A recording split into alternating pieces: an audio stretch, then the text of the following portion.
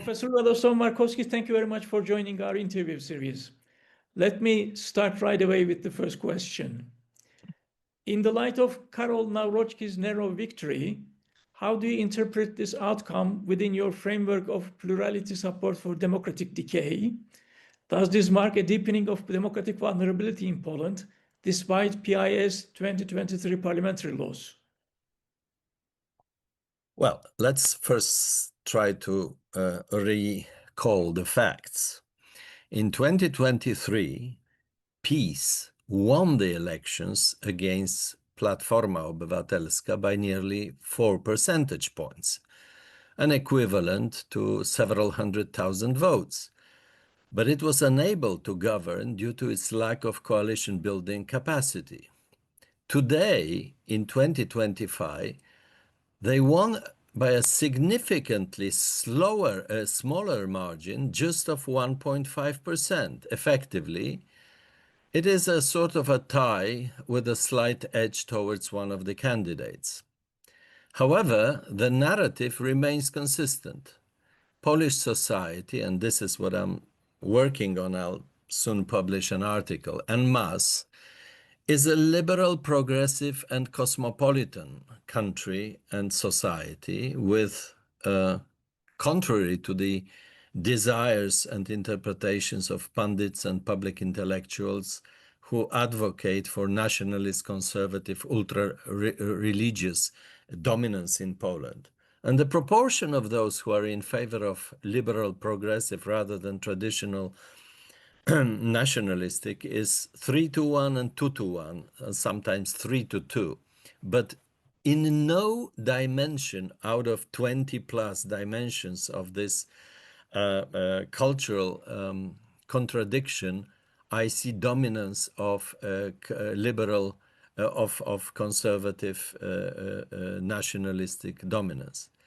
The problem lies in the fact that these conservative forces, supported by the Polish Catholic Church and representative of a departing world order, successfully achieved nearly full mobilization in the last decade or decade and a half.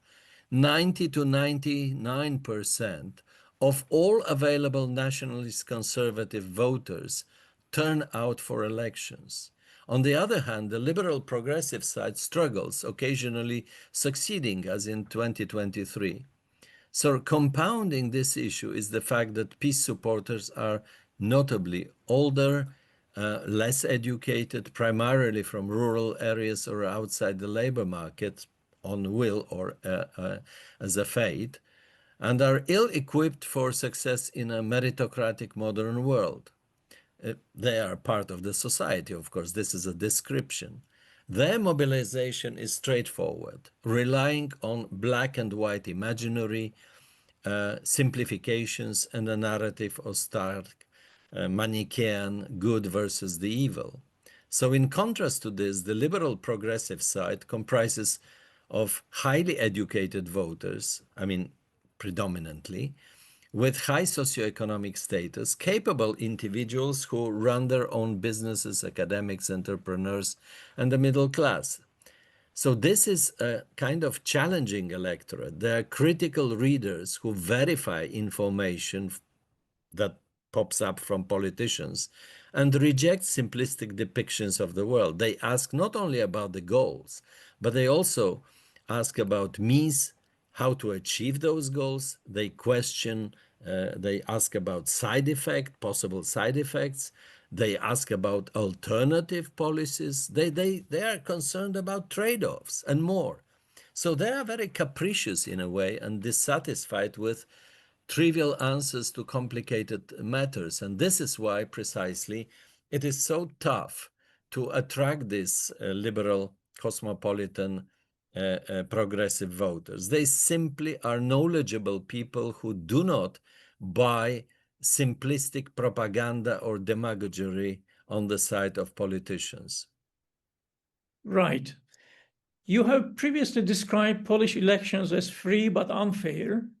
Do the 2025 presidential results reflect a continuity of institutional imbalance, particularly with regard to partisan control over historical institutions like the Institute of National Remembrance?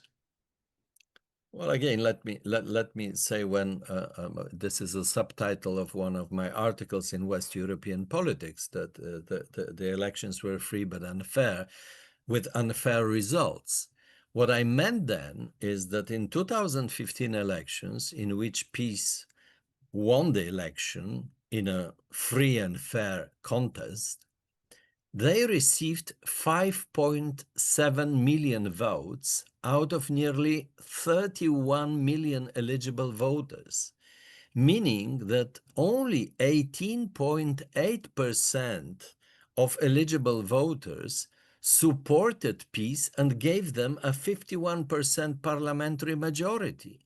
You know, this kind of miracles almost never happen under proportional representation, but due to 17% of wasted vote and don't formula, which eliminated a significant part of minor votes, etc., it was possible. There would have been no problem with this kind of translation of 18.8 into 51 parliamentary majority. But, you know, by and large, you don't treat this as normal in a democracy, that a tiny minority is in charge, a complete dominance in the parliament. So, and again, it would have been okay had they been in a position to run the country in a sense of administrating the businesses of the government. But unfortunately, they decided, they behaved after that election as if they got a qualified majority. And they started changing the constitutional rules of the game. You know, I like this definition by Adam Przeworski of democracy that says, democracy is institutionalized uncertainty. There should be frozen, strict, obeyed rules of the game that never change in elected politicians, but the outcomes of these rules is unknown. And that's the beauty of democracy. So this is exactly what they did illegally since 2015, because they thought this kind of miracle will never happen again. They led with this, you know, bashing the Constitutional Tribunal, inventing in the Supreme Court a new chamber, extraordinary chamber of something. It is in the extraordinary in the sense that nobody recognizes it in Europe and worldwide. And so we had experienced a period of 8 years of structural lawlessness in Poland, and which excluded us from the community of civilized democracies in the European Union. Our prestige relatively high, you know, with people like Jerzy Buzek, boss of the parliament, and then Donald Tusk himself, a president of the council. These were, I would say, even overstated. I mean, it was something that, yes, meant that we are de facto more important politically in the European Union, that, for instance, our economy justifies that. But this vanished immediately after PiS coming to power and, so to say, misbehaving in terms of rule of law and democratic procedures. Right. Given Nawrocki's political inexperience but ideological clarity, how do you interpret his victory as a possible recalibration of Poland's populist authoritarian project? Is this a new chapter or a simply rebranding of the PiS legacy?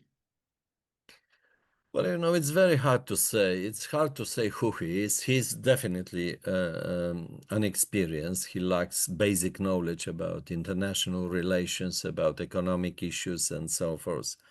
Again, let me reiterate, Poland is a parliamentary democracy in which the executive power lies with the prime minister and his government. President is mainly symbolic in terms of positive policies. He can propose something, but it is up to the parliamentary majority to pay attention to his activities. He, however, has negative powers. He can veto. And this is unfortunately what we expect from him. We'll talk about it maybe later on.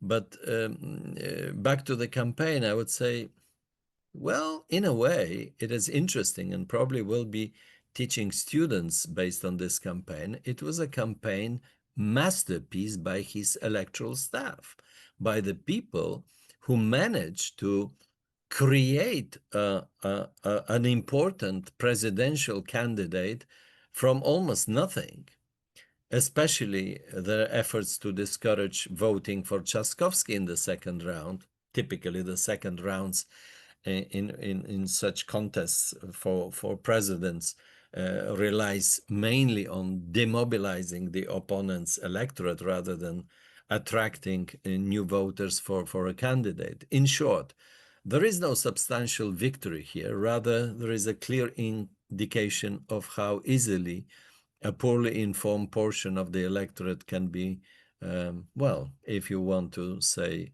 persuaded, use this word. If you want to say manipulated, you can use the word manipulated. But, well, and on the side of Trzaskowski, there was a failure of his electoral staff. Right. What does this outcome suggest about the limits of liberal coalition building in Poland? Could Tchaikovsky's failure be linked to coalition fatigue, perceived elitism, or a lack of emotional mobilization compared to the nationalist right? Well, I wrote already about mobilization, I said before, so I will not repeat it. Yes, indeed, the conservative nationalist camp is, I mean, astronomically over-mobilized. Everything is there going to vote, and unfortunately the liberal democratic camp is less mobilized. There are many reasons for that, but yes, I think that this 1.5 years of the new government and some failures in terms of implementation of certain policies, but this failure to implement certain policies or delaying the legislation that people expected, especially women, especially the problems of abortion law in Poland, was due to the fact that the president, the current president, Andrzej Duda, he right away said that he will veto that kind of legislation. So the government was de facto waiting for a new opening once the president is from their camp, or at least a person who is neutral and capable of reading what are the prerogatives of the president enshrined in the Polish constitution. Well, we have to wait and see. I don't think that this, I would interpret this win of Nawrocki rather as an incident and a fantastically prepared campaign of his staff than something more deeply rooted. But one should also recognize that such victories, unexpected victories of unknown persons, sometimes redefine the political landscape and the political developments. And this should also be taken seriously into account. All right. To what extent did the personalization of the campaign around symbolic figures, Tchaikovsky as elite technocrat versus Nawrocki as populist traditionalist, reinforce identity cleavages over policy-based electoral competition? So let me again now say something about Trzaskowski campaign that I've already hinted on this at the beginning of our discussion. The Trzaskowski's campaign made a fundamental mistake, which I had publicly pointed out half a year ago. Namely, they decided to flirt and to try to attract the right-wing electorate, which is in a clear minority in Poland and strongly linked already, mobilized by the political parties like PiS or Konfederacja. So the chance of attracting someone from this part of the Polish electorate was absolutely minimal. And this was made instead of engaging the left liberal electorate with the progressive liberal ideas. Trzaskowski he is not an ultra progressive or ultra liberal, but he is definitely on the side of this meritocratic, cosmopolitan liberal person who speaks fluently several languages, who is coming from an elitist family from Warsaw. But he decided, and his campaign staff, and this was the biggest mistake, to pretend that he is, one of us, one of those average person who is nice, who doesn't speak this language. Well, one of the obsessions of his staff was to make sure that nobody mentions that he speaks fluently several languages. Yeah, I mean, this is this populist. People are so constrained by these ideas that you win elections when you try to attract people who are far from meritocratic principles, etc., etc. So I would say, and unfortunately it happened.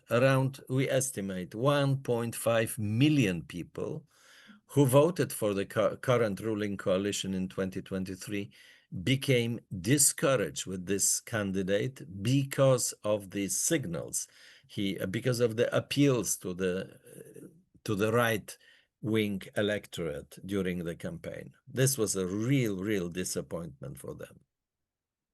Right.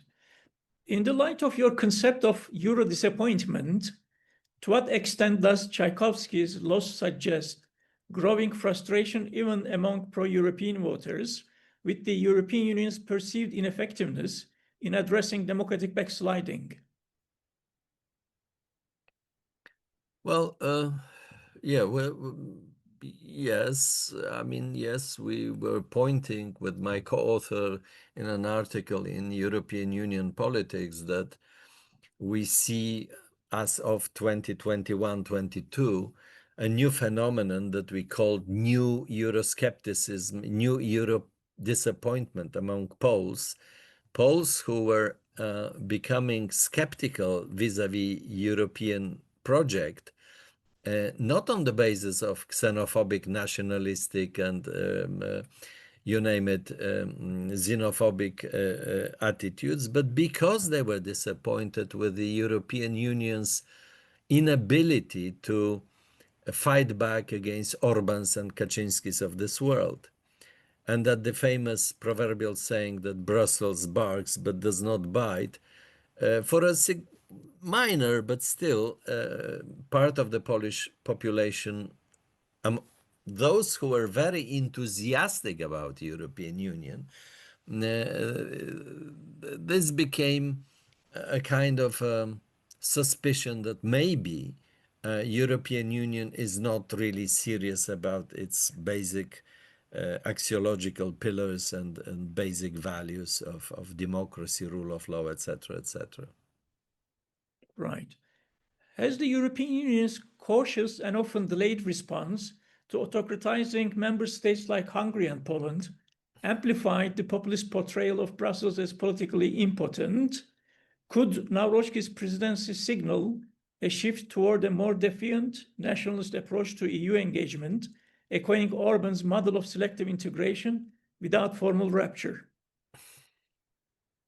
Well, it's hard. It might not be exactly what Orbán has invented, because in Poland, Orbán has taken advantage of this historical sentiments of Magyars, of Hungarians about the Great Hungary and the injustice of the Trianon Treaty. And when you travel across Hungary today, you can hardly see the proper map of Hungary as of 2025. You virtually in all hotels and public places, you see the big map 3 times the size of Hungary. And so in Poland, there was never this, kind of longing for this imperial past, which, I mean, Poland was also once upon a time an empire, many times bigger in terms of population and size than today.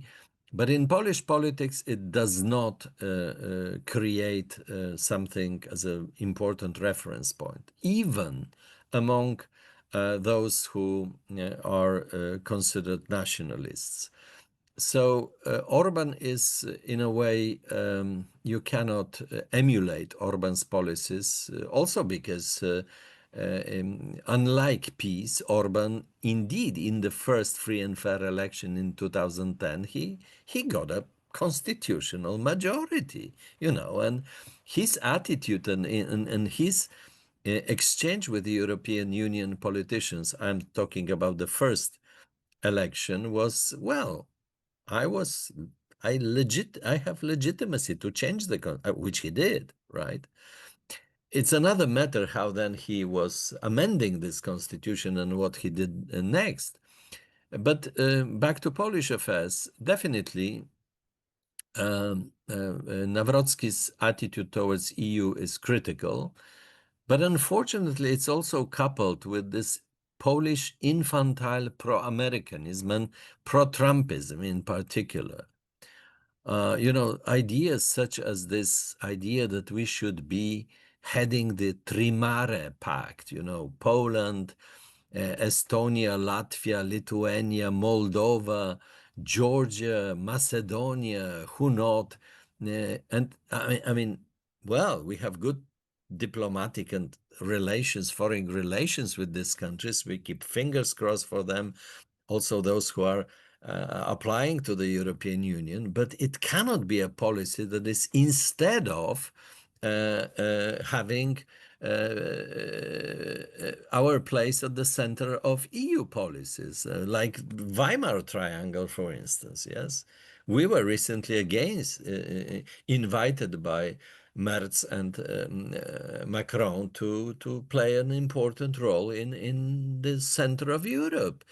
And this time around, with this legitimacy that Poland has played such an important role in the war in Ukraine, and with our precautions that we were signaling to the wishfully blind Western European politicians as far as Volodya Putin and his plans are concerned. We did signal this way back in 2005, 2010, 2014, and until the very end, we were trying to reach the death end years of Angela Merkel and companions there. So Poland is currently considered to have this in the past, in the near past, that Poland and our foreign policy predictions were correct, and we should be treated more seriously than before. But again, Poland is, let me repeat it again, a parliamentary democracy in which the executive power lies in the government, the prime minister, and the foreign policy in the hands of the minister of foreign affairs. That's it. The president can again do something, can reject or decline to nominate certain ambassadors, which again is very problematic sometimes for personal careers of diplomats, but also of the status of our embassies in some countries. But this is not really an enormously big problem. Right. Nawrocki's campaign drew symbolic and rhetorical support from leaders like Donald Trump and Viktor Orban. How do you see Poland's evolving position in the broader network of global populist right alliances? Well, for Poland, it is, I mean, it doesn't get through to the electorate of peace, the 6 million, not the 10 millions who voted, because, I mean, ultimately Nawrocki got 10 million votes, above 10 million, but the true peace electorate is in the neighborhood of 6.5, and the 29% he got in the first round. So again, Poland, unlike Hungary, in Poland, because of historical reasons, you cannot get a pro-Russian sentiment. Yeah. And, with the passage of time, when you consider that peace and Nawrocki himself is trying to find allies exclusively among Orban, Marine Le Pen, Salvini, and few other negligible, like the Prime Minister of Slovakia and so on and so forth. In Poland, it will be hardly understood. It's even for Poland a real tough issue to listen and look at Donald Trump, who is so supportive, or at least naive, in relationships with Russia. And again, Polish foreign policy is in the hands of one of the most talented politicians in Europe, I think, and Polish Foreign Minister Radek Sikorski, and I see no reason to worry. So Polish policy with the external world will be defined by the government and Radek Sikorski. And let me also say that, you know, it was a week ago, I think, this famous saying, on the 25th of May, 25, Donald Trump came out publicly and said, I think that Vladimir Putin is insane. Well, you know, for Poles, it is quite an information, because that Putin is insane. Average pupil in this country knows for about 15 to 20 years. And we were deeply astonished that the most powerful politician on earth, assisted by CIAs and other agencies of American spying communities around the world, made him aware that maybe there is something wrong with Volodya Putin. So in the long run, because these anti-Russian sentiments, anti-communist and anti-Russian sentiments are so deeply in the Polish tradition, I think that Nawrocki will only lose its support and prestige if he collaborates strictly with those muppets of Kremlin like Orban, Le Pen, or at least people who are dependent financially, Salvini, etc., etc. So it is a tough job these days in Poland to be on the side of friends of Volodya Putin. Right. Considering the veto powers of the presidency, how do you expect the new phase of institutional deadlock to evolve under Nawrocki, and what risks does it pose to executive legislative accountability in Poland? Well, as I've said, yes. Look, let's give Nawrocki a chance. Indeed, he is not strictly a politician of peace. He has made certain agreements and signed deals with Confederacja and others, and he will become formally a Polish president in the beginning of August this year. Every person, even with his troubled CV and all kinds of ethically improper behaviors in the past, every person who becomes a president of a middle-sized country, but in the center of Europe, has this opportunity to rethink how will he be seen by his grandsons and granddaughters in, 30 or 40 years from now. Whether this will be a very short note that there was this irrelevant president who did nothing for Poland, or to try at least to be reasonable and maybe a good politician to the benefit of the country and the society he represents. So let's give him a chance. Maybe he will be less dependent on political actors who supported him in the campaign. It is a naive expectation, I assume, but I'm still, there is a lot of child in myself. Sometimes I deliberately want to be naive to give room for, opportunities. I have seen people who have changed their biographies radically. So maybe he could be a little bit of a positive surprise. If not, then we're back to what we had for the last 2 years, a vetoing, a tough president and a tough prime minister who will fight him. That's not good for Poland, but that's the reality. And I think that ultimately, if he vetoes blindly everything that is on the basis of ideological convictions, he will ultimately, I mean, the Nawrocki as the president and his camp, they will lose, because this will be so visible that they are jeopardizing the attempts, the deeds, the work done by the government, and it will be easy to point that things do not get done in this country precisely because of the stubbornness of the president. Professor Radosław Markowski, thank you very much for your time. Appreciate it. Thank you very much. It was a pleasure that you had me.